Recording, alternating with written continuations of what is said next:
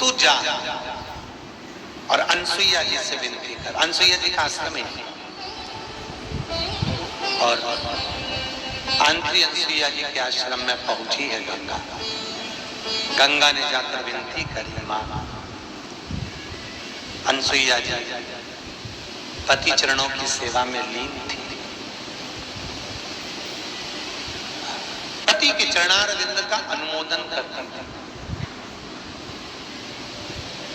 कभी अनसुईया जी ने दिखावा नहीं करा। आजकल की कुछ लोग ऐसे होते हैं जो पतिव्रता धर्म का भी दिखावा करते हैं। वो दिखावा नहीं करते, उसका मन पवित्र है होता है। एक दो बहनें पास पास में बैठी थी, एक बहन वो मूसल से धान कूट रही थी। इतने में उसके पति ने आवाज लगा दी, अरे सुनती है, प्यास लगी है। उसका मूसल ऊपर के ऊपर छोड़ के वो पानी देने चली गई। हवा में मूसल टंगा। इसने पास में जो बैठी थी, इसने हाथ लगा के देखा तो मूसल तो हवा। अब वो आई वापिस, उसने मूसल पकड़ा, फिर कूटना चालू कर दिया। तो वो पड़ोसन के लगा कि आखिर ये मैजिक हुआ कैसे, या फिर जादू कैसे हो गया। उसने पूछा, जी जी ये हवा में कैसे टंग गया। उसने कहा कुछ नहीं, मैं अपने पति की सेवा करती हूँ परमेश्वर मानकर, जैसा वो बोलता है वैसी करता। एक आवाज लगा दे मैं दौड़ कर चली जाती। उसके लिए ही मैं जीती, उसके चरणारविंद का अनुमोदन करता। तो जो उसको अच्छा लगता है मैं भोजन बनाती हूँ, प्रेम भाव से पवाती हूँ। तो उसका जो झूठा मिलता है मैं पा लेती हूँ, चरण दबाती हूँ, चरण ढोक लगाती हूँ। ऐसा करने से ये हवा में मूसल टंग जाता है। हाँ। उसने सोचा मैं भी जाके करूंगी। घर गई, पति को आवाज लगाया, अरे सुनते हो। पति वो घबरा के बेचारा, हाँ बोल क्या हो गया। सुनो, मैं ना तुम्हारे चरण को प्रणाम करूंगी और फिर तुम सोओगे, जब मैं पाँव दबाऊंगी तुम्हें जो अच्छा लगेगा मैं सब भोजन बनाऊंगी, फिर तुमको एक मैजिक दिखाऊंगा। कोई अच्छा जादू दिखाने वाला, ठीक है। पति को लगा ना जाने कजन कौन से कन क्या सीखी आई कि मेरे पर विद्या कर। अब पति से पूछा तुम्हें क्या क्या अच्छा लगता है। बोलो आज सिर से पल्लू वल्लू रख के इसको बढ़िया बिंदी लगा और तुरंत आके दो। तुम्हें क्या क्या अच्छा लगता है। पति ने मन में सोचा शादी के 40 साल हो गए, आज तक नहीं पूछा, जिंदगी में पहली बार पूछी। अब मन कर पूछ रही है तो बताइए क्या क्या अच्छा लगता है। पूड़ी भजिया मंगोड़ा दही बड़ा इमरती कचौड़ी गुलाब जामुन। और पति ने जो लिस्ट खोली इतने में पत्नी बोली, चुप रहो, तुम्हारा बाप बनाएगा, मैं से जितना बनेगा उतना बना दूंगी बस। पति ने मन में सोचा पूछा ही क्या है। अंदर गई, सब बनाया।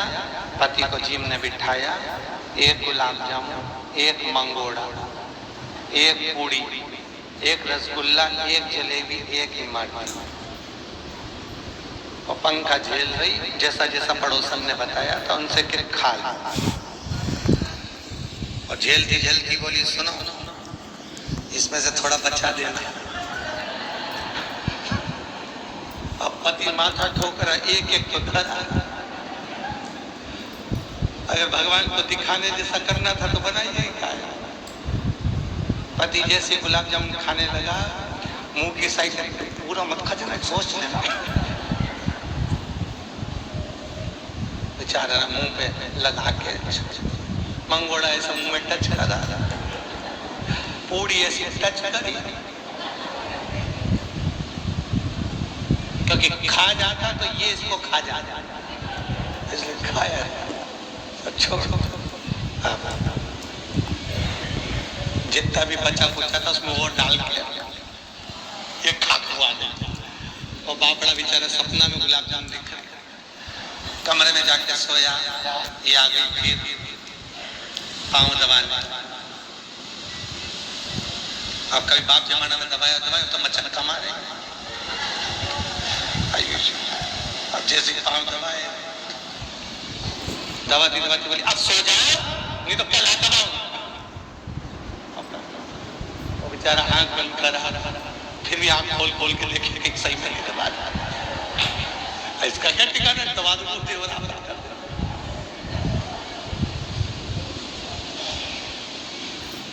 फिर दवा दो देख क्या महाराज, अब जैसी दवा 10 मिनट में प्रेजेंटेशन है। पारो को क्या प्रेजेंट करेंगे? ये तो बहुत भूख लगी है।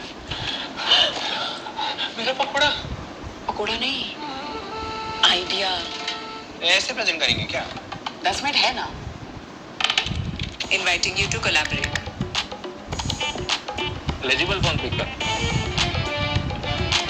And done. Marvelous. Superb.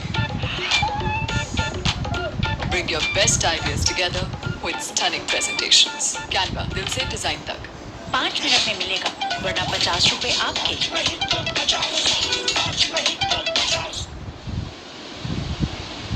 दबाते दबाते दबाते, अब इसने कहा तुम जाओ बाहर घूमने, अब मैं मूसल ऐसा रखूंगी और तुम मुझे आवाज देना। अब इसने जैसे मूसल पकड़ के दोच रही, 4-6 बार देख लिया, आया तो है ही नहीं आवाज। उसने बोला मैं खिड़की में से देख लेना, जब हाथ ऊंचा हो तभी बोला। अब जैसे इसका हाथ ऊपर गया, इसने आवाज लगी, अरे सुनती है। अब जैसी आवाज लगी, इसने जो मूसल को छोड़ा ने करम पे पड़े,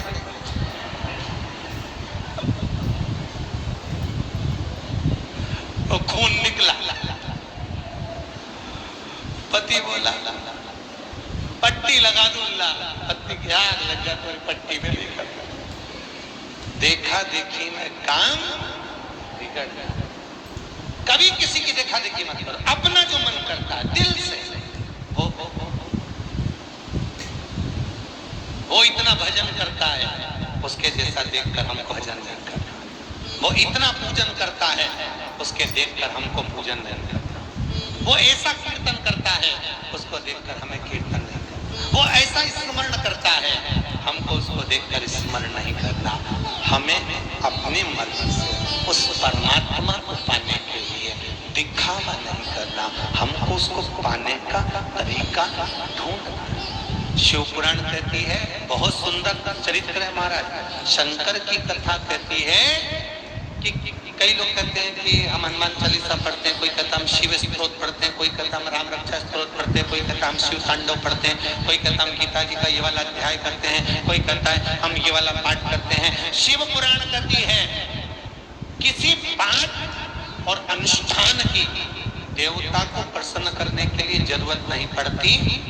आप किसी पाठ को नहीं भी पढ़ेंगे चलेगा, पर आप अपने मन से कोई ऐसी स्तुति कभी भगवान के सामने कर दो, भोलेनाथ बहुत दिन हो गए,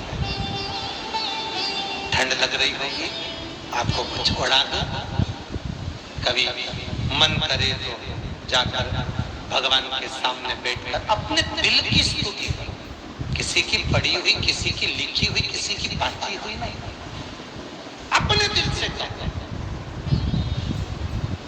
भेड़ चराने वाला, जो वो भेड़ नहीं होती, बकरी चराता, भेड़ चराता, वो एक भेड़ चराने वाला रोज शाम को भेड़ इकट्ठी करता और सबको शाम को इकट्ठी करके उनकी जू निकालता। जू निकालते निकालते कहता, भगवान राम वन में रहते रहते तुम्हारे सिर में बहुत सारी जू पड़ गई हो, एक बार तुम मिल जाओ, जैसे ये बकरी की जू निकाल रही हूँ सारी तुम्हारी निकाल। एक संत निकल के जा रहे थे, संत को कोरोना गया, संत ने जाकर एक थप्पड़ मार के कहा, बेवकूफ, पागल है, मूर्ख है, अकल नहीं है तेरे में, ये क्या कह रहा है कि भगवान राम को जू पड़ गई होगी, एक बार मिल जाओ सारी जू निकाल दूंगा, ये भगवान को भी जू पड़ती है। आज के बाद ऐसा बोला तो सोच लेना। उसने बोलना बंद कर दिया बेचारे, 3 दिन तक उसने कुछ नहीं बोला, बकरियों को इकट्ठा करता और बकरियों को एकत्रित कर कर चुप बैठा रहता, कुछ नहीं, एक शब्द ना बोले। एक दिन राम जी ने हनुमान जी को बुलाकर कहा, हनुमान जरा पता तो कर कि ये चुप क्यों हो गया, ये बकरी चरा रहा है। हनुमान जी ने जाकर पूछा, भैया तू वो पहले कुछ बोलता था कि राम जी के माथे पे जू पड़ गई, आजकल नहीं बोलता। अरे वो एक संत बोल के गए, ऐसा नहीं बोलना चाहिए। हनुमान जी ने पूछा बताइए संत गया किधर, मुझे बताया तो कि इधर ही गया। हनुमान जी गए, एक गदा लेके जो संत की पीठ पे दी तो संत तो चित्ता पड़ा। संत ने पूछा कौन? हनुमान जी बोले पीछे मुड़ के, अरे प्रभु आप कैसे आ गए? हनुमान जी बोले फालतू की बात मत कर, वो पहले बकरी वाले के पास जा और बकरी वाले से के जैसा वो बोलता था वैसे बोल। प्रभु वो तो ऐसा बोलता था कि राम जी तुम्हारे सिर में जू पड़ गई होगी, वन में रहते रहते मैं निकाल दूंगा, तुम एक बार मिल जा। राम जी हनुमान जी बोले जब जब वो बोलता था सीता राम जी के पास दौड़ के जाके कहती थी कितनी जोरदार बोलता है कि तुम्हारे सिर में जू पड़ गई होगी, और सीता जी राम जी का मुकुट हटा के उनके बाल में जू गिनने बैठ जाती थी। आपको मालूम है सीता और राम का प्रेम बढ़ता था इस स्तुति से, उनका प्रेम बढ़ जाता सीता और राम।